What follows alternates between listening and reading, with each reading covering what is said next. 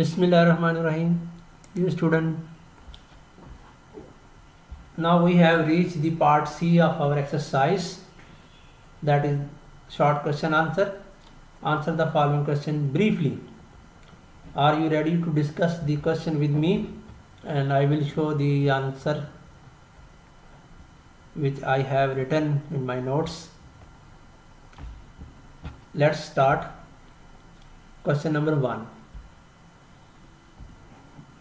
Question number 1 में why do organism reproduce, जानदार क्यों जो है ना वो रिप्रोड्यूस करते हैं, क्यों वो तौलीद करते हैं, अपने जैसे नए जानदार पैदा करते हैं। ठीक है जी, शॉर्ट क्वेश्चन का पहला हिस्सा। अब इसका दूसरा पार्ट देखें। व्हाट विल हैपन, क्या होगा, if a group of organism is unable to reproduce. जानदारों का एक ग्रुप है, प्लांट भी हो सकते हैं, एनिमल भी हो सकते हैं बेटा, वो इस काबिल नहीं है कि रिप्रोड्यूस कर सके, तो उनके लिए फिर क्या होगा। ठीक है ना, सवाल को आप समझेंगे। पहला सवाल का हिस्सा ये है कि जानदार रिप्रोड्यूस क्यों करते हैं, और दूसरा इसका पार्ट ये है कि जानदारों का एक ग्रुप है, वो अगर रिप्रोड्यूस नहीं कर सकता तो फिर क्या होगा उनके लिए। तो इसका जवाब ये है कि जानदार रिप्रोड्यूस क्यों करते हैं, why they reproduce. Living organism reproduce to continue their survival and their generation on this planet. ठीक है बेटा, ये जो प्लैनेट है, ये जो ज़मीन है, इस पे अपना वजूद कायम रखने के लिए लिविंग ऑर्गेनिज्म रिप्रोड्यूस करते हैं। अल्लाह ताला की तरफ से उनको ये सलाहियत दी गई है। ठीक है जी, ये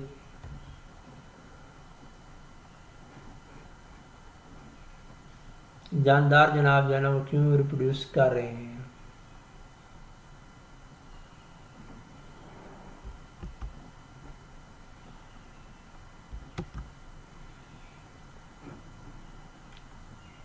और उसके बाद आप देखें कि अगर एक जानदारों का ग्रुप है जो रिप्रोड्यूस नहीं कर सकता तो फिर क्या होगा।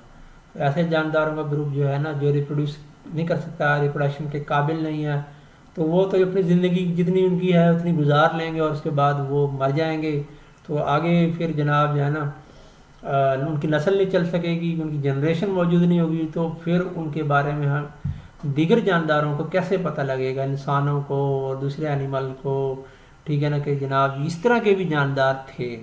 तो आज जो आपको जानदार नज़र आते हैं ये रिप्रोडक्शन की बदौलत ही नज़र आते हैं अपने इस सियारे पर, इस ज़मीन पर।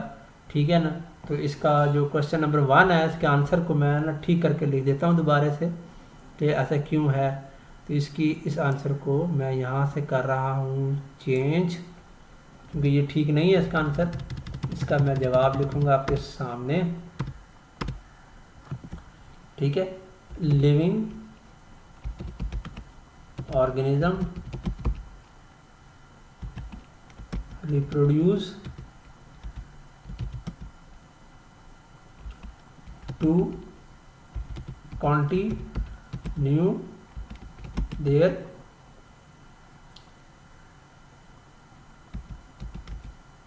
survival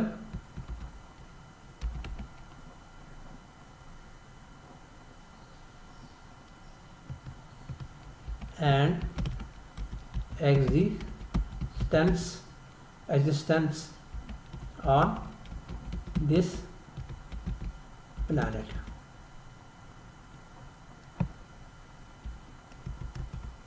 यानी कि अर्थ। ठीक हो गया जी, ये हमारे पहले सवाल के पहले हिस्से का जवाब आ गया। देन उसके बाद हम देखते हैं पार्ट हमारे क्वेश्चन 1 का 2। अगर जानदारों का एक ग्रुप है लिविंग ऑर्गेनिज्म का, वो रिप्रोडक्शन करने के काबिल नहीं है तो क्या होगा। तो वो अपनी जितनी ज़िंदगी है वो गुजारेगा और उसके बाद वो मर जाएगा। ठीक है जी, उसके लिए हम क्या करेंगे, तो इसके लिए हम ये करेंगे कि यहाँ से इसको हम कहते हैं सेलेक्ट, इसको सेलेक्ट करके कॉपी करेंगे। आपने तो उसको लिखना है, मैं यहाँ पे कॉपी कर रहा हूँ। यहाँ इसको मैं इसका जवाब लिखूँगा और यहाँ से इसको मैं करूँगा ठीक। देन यहाँ से जाऊँगा, इसको सिलेक्ट करूँगा। सिलेक्ट करने के बाद इसकी बोल्डनेस ख़त्म कर देंगे ताकि इसके बराबर आ जाइए। If a group of organism is unable to reproduce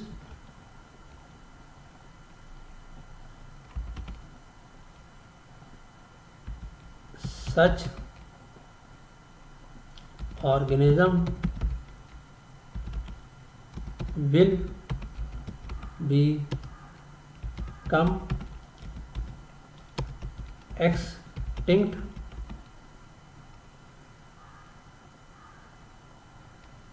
gradually after spending their life। ठीक हो गया जी। सेकंड पार्ट हमने इसका भी वो भी लिख लिया कि if a group of organism is unable to reproduce such organism will become extend. ऐसे ऑर्गेनिज्म का वजूद ख़त्म हो जाएगा क्योंकि आगे उनकी नस्ल ही नहीं बचेगी जो उनकी जनरेशन को, उनकी खसूसियात को, उनकी जनाब जो है ना वजूद को जारी रख पाती। तो उनका वजूद तो ख़त्म हो जाएगा, अपनी ज़िंदगी गुजार के वो आहिस्ता आहिस्ता मर जाएंगे, फिर तो उनकी कंटिन्यूटी नहीं हो सकेगी। ठीक हो गया जी। ये था हमारा question number 1। Question number 2। Question number 2 में देखें आप, what are birds. What are birds, bird क्या होते हैं, पहले तो इसका जवाब देना है। फिर इसके बाद आपने बताना है what are the different structure form from birds. इन बर्ड से मुख्तलिफ जो साख्तें हैं वो कौन कौन सी बनती हैं, कौन कौन सी साख्तें इन बर्ड से बनती हैं। ठीक है जी। बर्ड की डेफिनेशन देख लेते हैं यहाँ पर। व्हाट आर बर्ड्स, तो इसको भी मैं यहाँ से जनाब जो है ना रीराइट करूँगा। ये जवाब जो है असल में ठीक नहीं लिखे हुए थे, पुराने नोट्स के थे, इसको मैं यहाँ कंपोज कर रहा हूँ। तो ये आपके साथ साथ यहीं पे इसको अटैम्प्ट करने की कोशिश करते हैं, तो इससे ये मुकम्मल भी हो जाएंगे और आपको इसका जवाब भी मिल जाएगा। यहाँ पे a bird is an outgrowth form on the surface of an living organism. ठीक है जी। व्हाट इज बर्ड, बर्ड का जवाब ये आ गया कि ये एक आउटग्रोथ है, एक उभार है, एक उभरी हुई जगह है, एक उभरी हुई स्ट्रक्चर है, लाइक अ पिंपल, लाइक अ प्लम। तो ये जानदारों के सरफेस पे बनती है। ठीक है जी। बट एक वेजिटेटिव स्ट्रक्चर होती है, ये स्ट्रक्चर होती है, और बडिंग का प्रोसेस जो होता है, बर्ड बनने के अमल को बडिंग कहते हैं। What are different structure form from bird, bird से कौन कौन सी स्ट्रक्चर बन सकती हैं। ठीक है जी। Clear.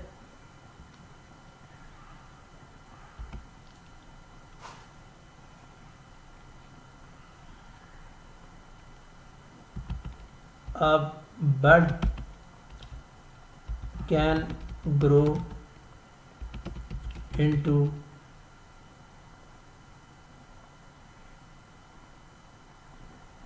a new complete organism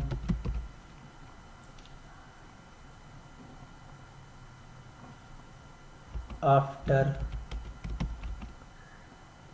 removal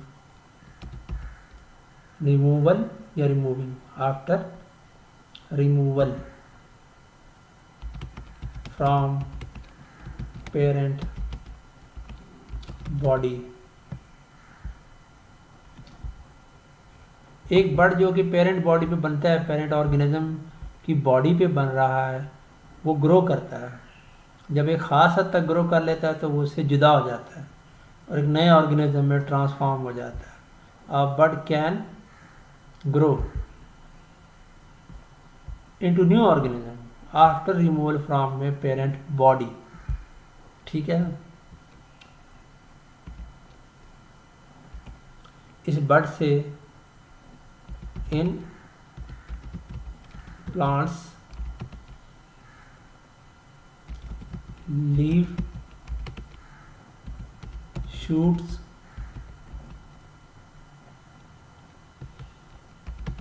stem and roots can be formed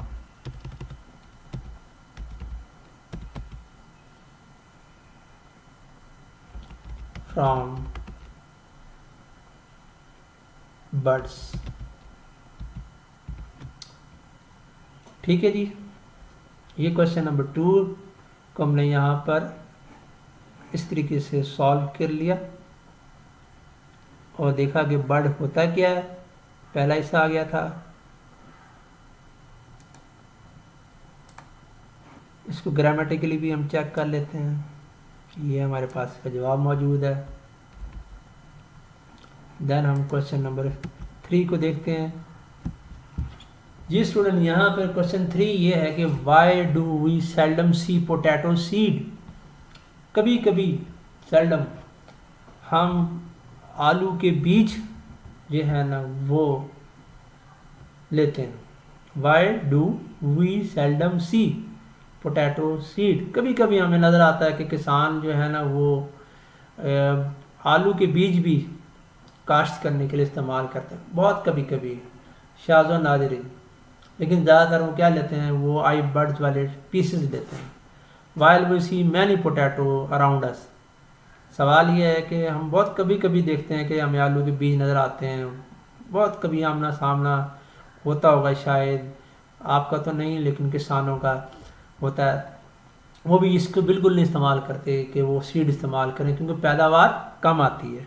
तो इसलिए सवाल में पूछा गया, जबकि हम देख रहे हैं हमारे पास मैनी पोटैटो अराउंड अस, कि हमारे पास बहुत आलू हैं। यानी आलू, आप मंडी में जाएं, सब्ज़ी की दुकान पे जाएं, बाज़ार में जाएं, जो हमारे बाज़ार लगते हैं वीकली, उस पे हम देखते हैं कि वहाँ पे एक पूरा सेक्शन होता है आलू का, प्याज का। तो यहाँ वो वाफिर मिकदार में लोग ले रहे होते हैं, 5 किलो 10 किलो, ठीक है ना। और उसके जनाब बोरियाँ की बोरियाँ जो है ना वो मंडी में आती हैं, ट्रकों पे लाद के आती हैं। तो इतने ज़्यादा पैदावार जो है ना आलूओं की, प्याज की नज़र आ रही होती है, ठीक है। और बीज हमें बहुत कम नज़र आते हैं। उसकी क्या वजह है? इसकी वजह ये है स्टूडेंट कि किसान जो है ना बीज इस्तेमाल ही नहीं करते इनको उगाने के लिए, आलूओं की पैदावार हासिल करने के लिए, प्रोडक्शन ऑफ पोटैटो। आलू की बदौलत तो बहुत कम ही आलू जनाब, शायद मुश्किल 5 किलो 10 किलो आलू जो है ना किसान हासिल कर सके पूरे एक खेत से, अगर वो जो है ना बीज इस्तेमाल करें। तो वो क्या करते हैं, वेजिटेटिव प्रोपगेशन वाला मेथड अपनाते हैं। वो पोटैटो के पीसेस लेते हैं जिस पे आई बड होते हैं, उनको जो वो अपनी खेतों की मिट्टी में जो है ना वो बोते हैं, उसको फिर वो जनाब जो है ना केयर करते हैं, ग्रो करा के मुकम्मल पोटैटो प्लांट हासिल करते हैं। और इस तरह उनकी पैदावार बहुत ज़्यादा ट्रिमेंडस प्रोडक्शन होती है। तो इसका जवाब हम लिखेंगे, हमने डिस्कस कर लिया आपके सामने।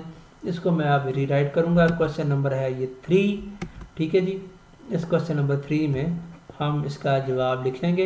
ये जो जवाब है ये किसी और सवाल का जवाब है, जैसा कि मैं बता चुका हूँ। ये मैं आपके सामने ही इनके जवाब लिख रहा हूँ, तो इसलिए आपने परेशान नहीं होना। पहले से मैंने इसको नहीं लिखा था, आपके सामने ही लिख रहा हूँ।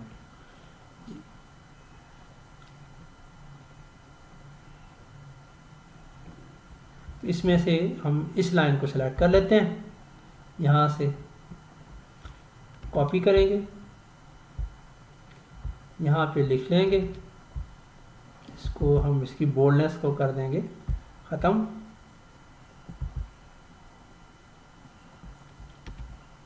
ठीक है, ग्रामेटिकली W को कर देंगे हम capital. Then because farmer usually grow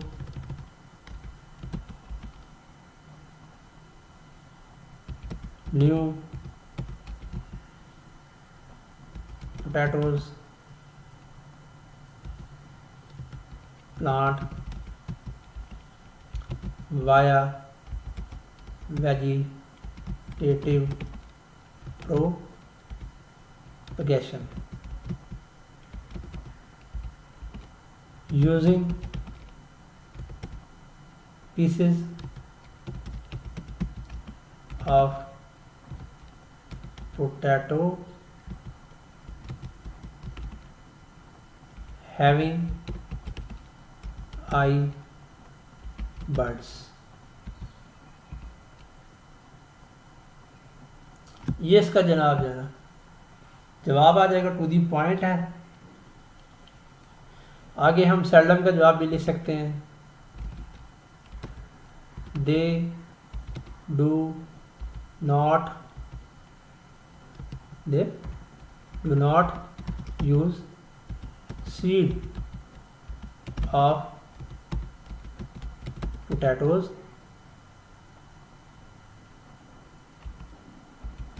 because this method, जो कि सेक्चुअल मेथड होता है, गिव वेरी लो प्रोडक्शन, ये बहुत कम पैदावार देता है, ठीक है ना। तो किसान इसलिए बीज इस्तेमाल नहीं करते, वो क्या करते हैं, वो आई बड वाले पीसेस इस्तेमाल करते हैं, जिससे वो बहुत ज़्यादा तादाद में, मनों में, टनों में पैदावार हासिल करते हैं पोटैटोज़ की। तो अब हम क्वेश्चन नंबर 4, लास्ट क्वेश्चन है जी, शॉर्ट क्वेश्चन सेक्शन सी में, इसको देख लेते हैं। In which stages of its life cycle can a frog live only in water. अपने लाइफ साइकिल में एक मेंढक पानी में किस स्टेज पे रह सकता है। अमूमन जो एक मेंढक होता है, फ्रॉग होता है, वो ज़मीन पे रहता है, खुश्की पे रह रहा होता है, लेकिन किस स्टेज में जो होता है मेंढक जो है वो पानी में रहता है। Only live in water, live only in water, पानी ही में रहता है, पानी से बाहर नहीं आता, ठीक है। अडल्ट फ्रॉग लैंड पे रहता है, लेकिन जब उसका ब्रीडिंग सीजन आता है तो वो पानी में चला जाता है। तो इसका जवाब बहुत आसान है, ठीक है जी। यहाँ से रीराइट करेंगे इसके जवाब को ताकि हमें इसका जवाब मिल जाए, और इसको यहाँ से हम करेंगे ख़त्म, ठीक है जी। Frog can live only in water when it is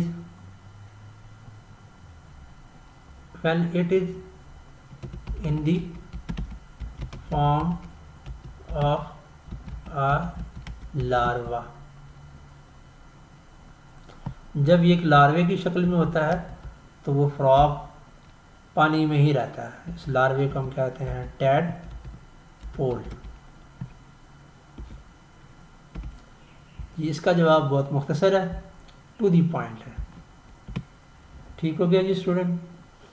ये थे हमारे शॉर्ट क्वेश्चन, इसको हमने जो है ना यहाँ पे अटेम्प्ट कर लिया। अब हमारे पास है पार्ट डी, लॉन्ग क्वेश्चन का। इसके भी हमारे पास 3 सवाल हैं, और फिर हम कंस्ट्रक्टेड रिस्पॉन्स क्वेश्चन की तरफ भी जाएंगे। इस तरह हमारा ये यूनिट जो है ना ख़त्म हो जाएगा। तो आपसे मुलाकात होगी इंशाल्लाह नेक्स्ट पार्ट में इस यूनिट के, दैट इज़ लॉन्ग क्वेश्चन। अब तक आप इसको जो है ना समझें, इसके सवालों के जवाबात लिखें अपनी नीट नोटबुक पे, और रफ़ जो नोटबुक है आपकी रजिस्टर है, उस पर आपने क्या करनी है, प्रैक्टिस करनी है जी, ठीक है। ओके, अल्लाह हाफिज़।